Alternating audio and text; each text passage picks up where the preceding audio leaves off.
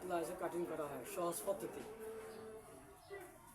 এখানে 2 হাত বহরের 2 গজ 4টা কাপড় আছে। এই কাপড়টাকে প্রথমত 2 ভাঁজে ভাঁজ করিবেন।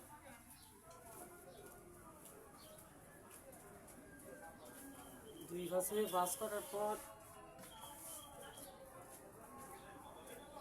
এভাবে ডাবলে 4 ভাঁজ করা হবে।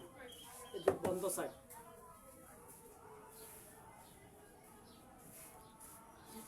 এদিক খোলা সাইড, এদিক বন্ধ সাইড, এদিক বন্ধ সাইড। এটা থাকবে নিচের দিকে, ওটা থাকবে উপরে, রাবার হবে এখানে কমানো।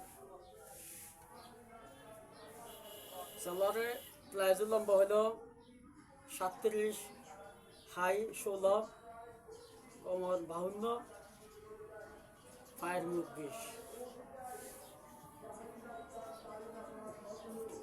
যদি আমার চ্যানেলটা নতুন হয়ে থাকেন সাবস্ক্রাইব করে নেবেন, লাইক শেয়ার কমেন্ট করে নেবেন।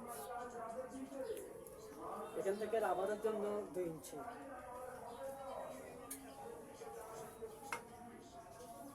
এখান থেকে এখানেও 13, আধা ইঞ্চি শিলের জন্য বাড়তি রাখবেন। হাই 16।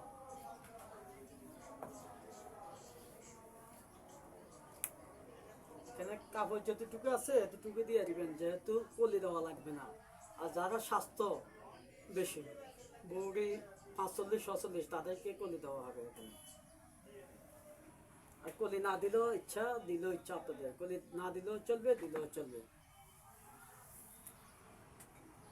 লম্বা হলো 37, এই 37-এর মধ্যে মার্ক করে দিবেন। এখান থেকে এখানে স্কেল দিয়ে একটা দাগ দিয়ে দিবেন। শিলার জন্য আপনারা 1.5 ইঞ্চি বাড়তি রাখবেন। এখান থেকে এখানে 20, শিলের জন্য আরো 1 ইঞ্চি।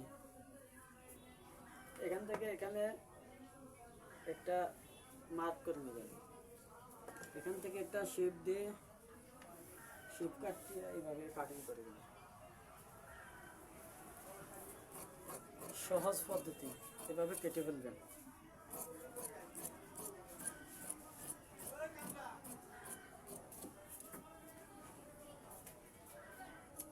এখানে একটা চাকা দিয়ে ফেলবেন।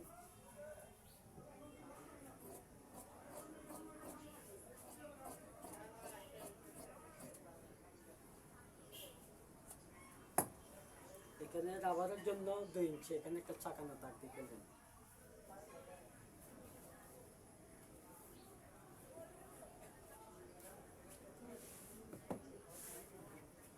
এই যে প্লাজো কাটিং হয়ে গেছে। এভাবে সহজ পদ্ধতিতে সালোয়ারগুলা কেটে নেবেন, প্লাজোগুলা কাটিয়ে নেবেন।